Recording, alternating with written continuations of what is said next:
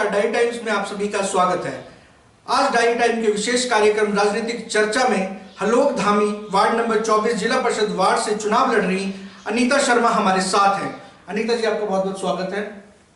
अनीता जी, सबसे पहला मेरा सवाल है कि आप अपना हमारे दर्शकों को जो है डायरी टाइम्स के माध्यम से ये बताएं कि आपका राजनीतिक जीवन कहाँ से शुरू हुआ और राजनीति में अपना राजनीतिक परिचय आप दीजिए। जी, मेरा नाम अनीता शर्मा है। मैं घनाटी की रहने वाली हूँ और घनाटी देवनगर से मैं पंचायत समिति सदस्य हूँ। मेरा कोई ऐसा कोई खास बड़ा कोई राजनीतिक जीवन तो नहीं है। मेरा स्टार्टिंग ही मेरी बीडीसी से हुई और मैंने उसके रहते हुए अपना जो समाज सेवा जो मेरे मन में बहुत पहले से चल रही थी, मैंने वो स्टार्ट किया, काम किया। लोगों ने मुझे जैसे जैसे काम बोले मैंने वैसे किए और अपना काफ़ी सहयोग दिया लोगों को और लोगों का मुझे अच्छा रिस्पांस मिला। मैंने अपने टाइम में, अपने कार्यकाल में बहुत से काम किए, जैसे पंचायत घर का निर्माण करवाना, मुरम्मत करवाना स्टार्टिंग से स्टार्ट कर दिया था। खेल मैदान बनवाने, घनाटी और देवनगर पंचायतें, ये जो 2 पंचायतें हैं ये मेरी बीडीसी की पंचायतें थी। मैंने यहाँ पे पंचायत घर के निर्माण करवाए, खेल मैदान का निर्माण करवाया, सड़कों का निर्माण करवाया। सड़कें हैं हमारी बहुत। स्टार्टिंग में जब हम लोग कन्वेंसिंग के लिए, बीडीसी के लिए जाते थे तो मैंने वहाँ पे लोगों के बीच जाके देखा, महसूस किया कि यहाँ पे सड़कें, वहाँ हमारे देवनगर पंचायत में जो है कुछ एरियाज ऐसे हैं जहाँ पे बिल्कुल सड़कें ही नहीं थी। तो वहाँ पे हम लोग, जब मैं कन्वेंसिंग के लिए गई थी, वहाँ से लोगों से मिलने गई थी, तभी मैंने वहाँ पे लोगों को कह दिया था कि ये सबसे बड़ी प्रॉब्लम है हमारे यहाँ देवनगर पंचायत में। परहोट वाला इलाका है, शनोल वाला इलाका है, सनोग वाला इलाका है, वहाँ पे सड़कों से लोग बिल्कुल भी अछूते थे, वहाँ कोई सड़कें नहीं थी। मैंने पिछले 5 साल में सबसे पहला काम यही किया कि वहाँ तक सड़कें पहुँचाई और आज वहाँ पे घर घर तक रोड है और वहाँ पे गाड़ियाँ सबकी घर तक जाती है। बच्चों को बड़ी दिक्कत आती थी स्कूल आने में, स्कूल इतनी दूर से उनको यहाँ आना पड़ता था, ये रहा। फिर और भी है, न्याव रोड है, न्याव रोड का निर्माण करवाया। ये शनोल वाला और ये सनोग, परोट वाला, ये सारे निर्माण करवाए। अपने भी यहाँ बाग का नाला हो गया, कोलू की कवाली हो गया, ये सारे यहाँ भी सड़कों के निर्माण करवाए। बाकी और भी बहुत से ऐसे काम हैं जो हमने अपने टाइम में जो है मैंने करवाए हैं। आप खुद एक महिला हैं और आपको पता ही है कि हिंदुस्तान में महिलाओं की स्थिति क्या है। चुनाव में आरक्षण 50% मिलने के बावजूद भी हिमाचल में महिलाओं की स्थिति में कोई विशेष सुधार नहीं है। तो महिला होने के नाते आप महिला सशक्तिकरण के लिए क्या करना चाहती हैं?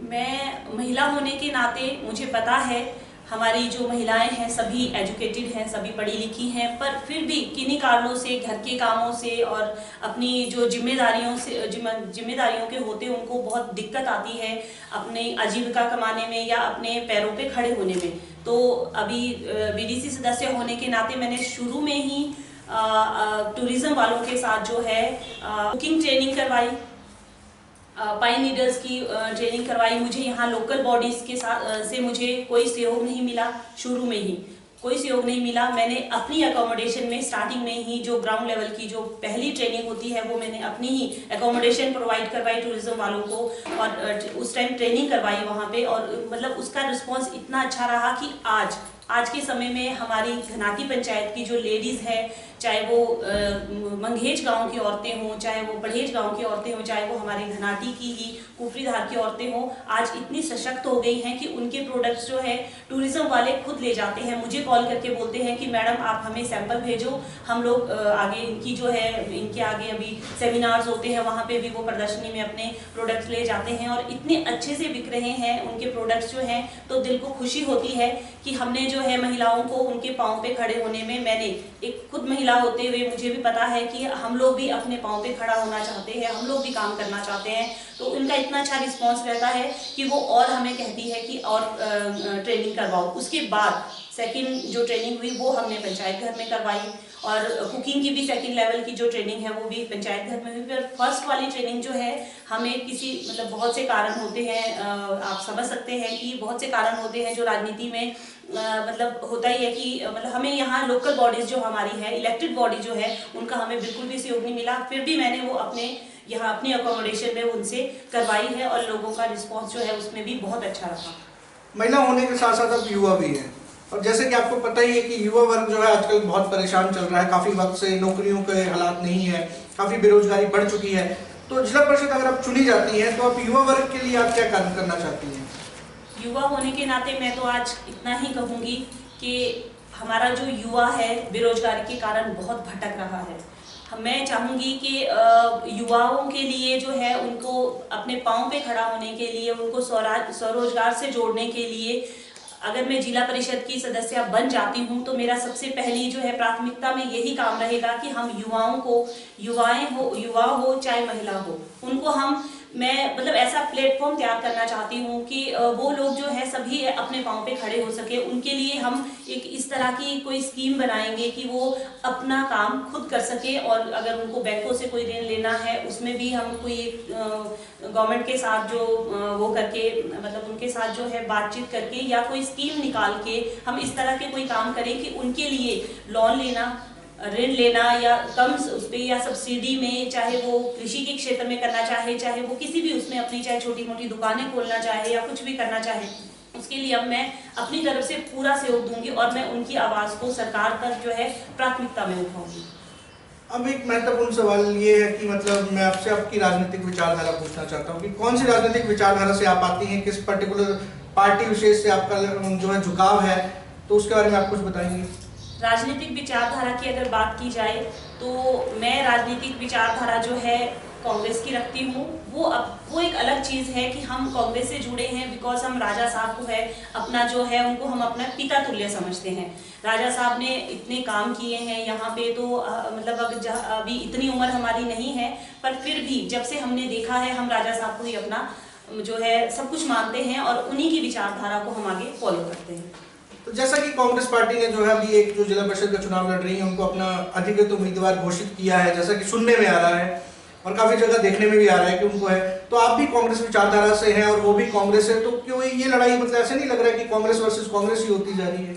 नहीं, ऐसा कुछ नहीं है। ये सभी लोग जानते हैं कि पंचायती राज में पार्टी का कोई रोल नहीं होता है, ना ही जो पंचायती राज है वो पार्टी सिंबल पे इलेक्शन लड़े जाते हैं। अगर किसी कारणवश उन्होंने कोई अपना दे दिया है, अपना कैंडिडेट दे दिया है, फिर भी लोगों का रुझान जो है वो सभी कहते हैं कि हमें पार्टी का इसमें कोई भी रोल नहीं है, पार्टी कोई भी होती है। इस टाइम पे मुझे कांग्रेस की तरफ से, बीजेपी की तरफ से या किसी और की तरफ से, लोगों की तरफ से जो है मुझे बहुत अच्छा समर्थन मिल रहा है और सभी लोगों का ये मानना है कि इसमें जो है पार्टी नहीं चलती है। ये पंचायती राज का चुनाव है, ग्राउंड लेवल का चुनाव है, इसमें तो लोग जो है अपने किसकी कितनी क्षमता है, किसके कितने लोगों के साथ कैसे व्यवहार है, लोगों के साथ कैसा संबंध है, यही चीज़ें देखी जाती है। तो मैं यही बोलती हूँ कि ये जो है इसको ना ही पार्टी बेस पे लिया जाना चाहिए, ना ही लोग ले रहे हैं। एक और बात है कि मतलब जैसा कि देखा जाता है कि हर किसी के जीवन में एक कार्य होता है जिसको वो दिल से करना चाहता है। आप बीडीसी रही हैं, राजनीति में भी काफी टाइम से जुड़ाव है आपका, ऐसा क्या आपका एक ड्रीम प्रोजेक्ट है कि आप चाहती हैं कि वो जनता विशेष के लिए करें? यहाँ पे अभी बीडीसी रहते हुए मात्र अपने 2 पंचायतों के लिए काम किया है, अब जिला परिषद में आपका दायरा बढ़ जाएगा, तो ऐसा कौन सा ड्रीम प्रोजेक्ट है जो अपने आप क्षेत्र के लिए करना चाहती हैं चुनाव जीतने के बाद, या ऐसा कुछ सोचती हैं कि जो आपका मतलब बिल्कुल दिल से जुड़ा हुआ प्रोजेक्ट है जो आपको करना ही है? सबसे पहली बात, जब मैं बीडीसी बनी थी तो उस टाइम भी यहाँ पे टूरिज्म वालों की तरफ से जो है सर्वे हुए थे और मैंने खुद यहाँ पे हर एक जगह में जो है टूरिज्म वालों के साथ खुद घूम के मैंने सर्वेस करवाए हैं। यहाँ का एक मतलब मेरा एक ड्रीम प्रोजेक्ट है जिससे लोगों को रोजगार भी मिलेगा, हमारे युवाओं को रोजगार भी मिलेगा। हमारे घनाटी पंचायत के साथ ही लगती एक बजोलिया इलाका है, वहाँ पे टूरिज्म के लिए जो है बहुत अच्छा पॉइंट है वो, वहाँ पे जू बनना चाहिए। पहले एक प्रोजेक्ट था, काफ़ी टाइम से ये प्रोजेक्ट चला आ रहा है, जो मैंने भी सुना है कि ये प्रोजेक्ट है और बनेगा। सबसे पहला काम तो मैं यही करूँगी कि यहाँ पे ये मिनी जू बन सके, टूरिज्म को बढ़ावा मिल सके और लोग जो है शिमला से हट के गाँव में भी आए, यहाँ भी देखें कि यहाँ पे कितनी सुंदरता है। ये तो सभी को पता है कि गांव में जो है आज के टाइम में शहरों से ज़्यादा सुंदरता है और यहाँ को देखने सभी टूरिस्ट आए। ये यहाँ पे मिनी जू बने और साथ में जो है जब यहाँ पे लोग आएंगे, टूरिस्ट आएंगे, तो यहाँ पे लोगों को, खासकर जो है हमारे यहाँ ग्रामीण लोगों को जो है रोजगार के अवसर मिलेंगे। यहाँ पे होम स्टेज बन सकते हैं, यहाँ पे छोटे छोटे लोगों के लिए होटल्स वगैरह छोटे बना सकते हैं, ताकि हम लोग अपने लोकल जो है अपनी डिशेज जो है लोगों तक पहुँचा सके, बाहर के लोगों तक पहुँचा सके। एक ये है। बाकी यहाँ पे हमारे पार्किंग की बहुत प्रॉब्लम है। बहुत सालों से मैं भी सुन रही हूँ यहाँ पे कि यहाँ पे अकोमोडेशन मतलब जगह नहीं है पार्किंग के लिए, पर फिर भी हमारे यहाँ घनाटी पंचायत में कुछ ऐसी जगह है।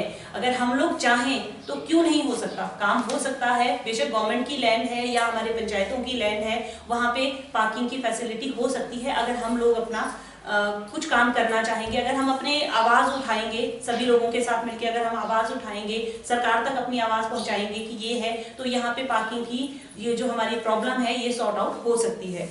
काफी सवाल जनता से भी हमने पूछे और जनप्रतिनिधि जो है उनसे भी पूछे, तो एक समस्या सबकी उभर के एक बड़ी समस्या सामने आई, सफाई की, डंपिंग साइट की।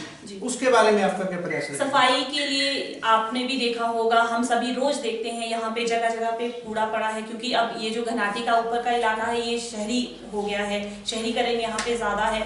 यहाँ पे डंपिंग साइट जो है बहुत जरूरी हो गई है। यहाँ पे हमारे पास है, जगह भी है, डंपिंग साइट भी यहाँ बन सकती है।